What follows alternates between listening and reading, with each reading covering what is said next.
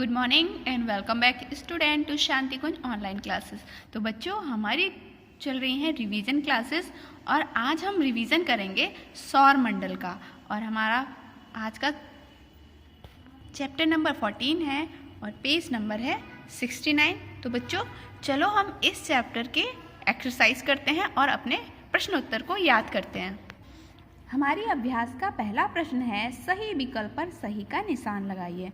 और इसका पहला प्रश्न है, हमारे ब्रह्मांड में डैश ग्रह हैं। तो कितने ग्रह हैं? हमारे ब्रह्मांड में 8 ग्रह हैं।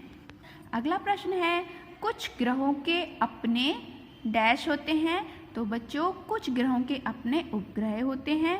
फिर है डैश सबसे बड़ा ग्रह है। तो सबसे बड़ा ग्रह कौन सा होता है? बृहस्पति सबसे बड़ा ग्रह है। अगला प्रश्न है, पृथ्वी डैश परतों से बनी है। तो पृथ्वी 4 परतों से बनी है। अगला प्रश्न है, पृथ्वी अपने अक्ष पर एक घूर्णन डैश में पूरा करती है।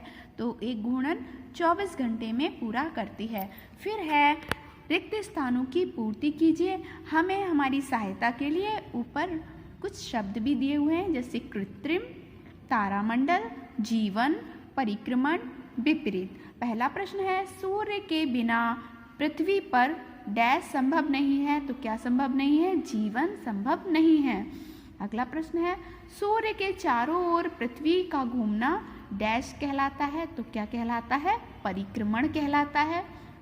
मनुष्य द्वारा निर्मित उपग्रह डैश उपग्रह कहलाते हैं। तो मनुष्य द्वारा निर्मित उपग्रह कृत्रिम उपग्रह कहलाते हैं। अगला प्रश्न है, उत्तरी गोलार्ध एवं दक्षिणी गोलार्ध की ऋतुएं परस्पर विपरीत होती हैं। फिर अगला प्रश्न है 5वां, तारों के समूह को डैश कहते हैं। तो क्या कहते हैं? तारामंडल कहते हैं। फिर है, सही कथन पे सही का निशान, गलत कथन पे गलत का निशान लगाना है। पहला प्रश्न देखो, चंद्रमा अपने स्वयं के प्रकाश से चमकता है। नहीं बच्चों, वो अपने स्वयं के प्रकाश से नहीं चमकता। जब सूरज की लाइट पृथ्वी पे पड़ती है और फिर उससे वो परावर्तित होकर चंद्रमा पर पहुंचती है, तब चंद्रमा चमकता है। अगला प्रश्न है, सूर्य एक तारा नहीं है। गलत, सूर्य एक तारा ही है। अगला प्रश्न है, चंद्रमा सूर्य का एक प्राकृतिक उपग्रह है। गलत, नहीं, ये सही है बच्चों। चंद्रमा सूर्य का, हाँ, ये गलत प्रश्न है बच्चों। चंद्रमा सूर्य का प्राकृतिक उपग्रह नहीं, चंद्रमा पृथ्वी का प्राकृतिक उपग्रह है। तो इस पे गलत का निशान लगाएंगे। अगला प्रश्न है, बुध सूर्य से सबसे अधिक दूर है। तो बुध सूर्य से सबसे अधिक दूर नहीं है, ये गलत प्रश्न है। बुध ही सूर्य के सबसे पास का ग्रह है। अगला प्रश्न है, मंगल ग्रह को लाल ग्रह भी कहते हैं। सही, मंगल ग्रह को लाल ग्रह भी कहते हैं। फिर है हमारे प्रश्नोत्तर। पहला प्रश्न है, पृथ्वी की कक्षा किसे कहते हैं?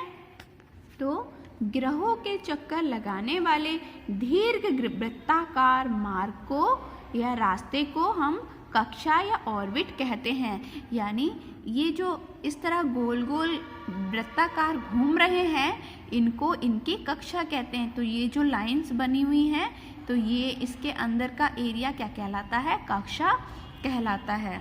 अगला प्रश्न है, सौरमंडल किसे कहते हैं?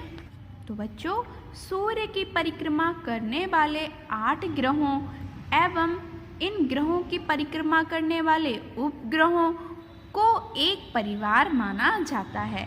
इस परिवार को ही सौर परिवार या सौर मंडल कहते हैं। तो जितने भी ग्रह उपग्रह हमारे आकाश में, अंतरिक्ष में हैं, तो वो क्या कहलाते हैं? हमारे सौर मंडल या सौर परिवार कहलाते हैं। अगला प्रश्न है 3 नंबर का, उपग्रह किसे कहते हैं? प्राकृतिक उपग्रह और कृत्रिम उपग्रह में क्या अंतर है? तो उपग्रह बेआकाशीय पिंड हैं जो ग्रहों के चारों ओर चक्कर लगाते हैं। इनके पास अपना प्रकाश नहीं होता है। इन पर पड़ने वाले सूर्य के प्रकाश को परावर्तित कर ये चमकते हैं। और कृत्रिम उपग्रह बच्चों वो होते हैं जो मनुष्य द्वारा निर्मित कृत्रिम उपग्रह कहलाते हैं।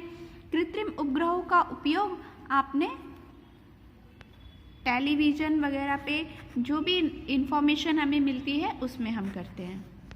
अगला प्रश्न है, दिन और रात क्यों होते हैं?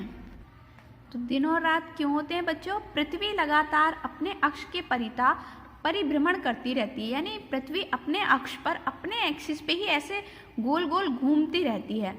जब पृथ्वी अपने अक्ष पर सूर्य के सम्मुख आधा घूर्णन करती है तो उस भाग में दिन होता है, यानी जब पृथ्वी सूर्य के सामने आती है तो वो हमारा क्या कहलाता है? दिन का भाग कहलाता है। और उस समय में इसके विपरीत आधा भाग अंधेरे में होता है, क्योंकि वहाँ सूर्य का प्रकाश नहीं पहुँचता, इसीलिए वहाँ रात होती है। जैसे अगर ये हमारा सूर्य है और पृथ्वी यहाँ घूम रही है, और क्योंकि वो 24 घंटे में अपने अक्ष पर घूम पाती है तो आधा भाग तो उसका दिन की तरफ होगा, आधा भाग उसके रात की तरफ होगा। तो जो सूरज की प्रकाश जहाँ पे पड़ता है वो तो दिन होता है, और जहाँ पर उसका प्रकाश आधे भाग में नहीं पहुँच पाता वो रात हो जाती है। आखिरी प्रश्न है 5वां प्रश्न, पृथ्वी के कृत्रिम उपग्रहों की उपयोगिता बताइए। तो इसके उपयोग हैं कि कृत्रिम उपग्रहों का उपयोग अपने देश के विभिन्न स्थानों पर अन्य देशों के कार्यक्रमों का सीधा प्रसारण देखने में होता है। हम घर बैठे बैठे टेलीविज़न पर अनेक अन्य देशों में, मतलब दूसरे देशों में होने वाले खेल कूद व अन्य समाचार प्राप्त करते हैं। मौसम का पूर्व अनुमान भी हम कृत्रिम उपग्रहों से लगा लेते हैं। तो बहुत सारी चीज़ें हमें, जो हमारे कृत्रिम उपग्रह होते हैं जिन्हें हम सैटेलाइट बोलते हैं, जो हमारे आसमान में रात में आपने देखा होगा उड़ती हुई सी दिखाई देते हैं, तो वहाँ से भी हमें बहुत सारी चीज़ें पता चल जाती हैं। तो ये बच्चों हमारा कृत्रिम उपग्रहों के काम होते हैं। तो बच्चों यहाँ हमारी एक्सरसाइज कंप्लीट हो गई है और हमारा रिवीजन भी हो गया है। आई होप आपको क्वेश्चन आंसर्स फिर से याद हो गए होंगे। अगली क्लास में फिर मिलते हैं, तब तक के लिए बाय बाय।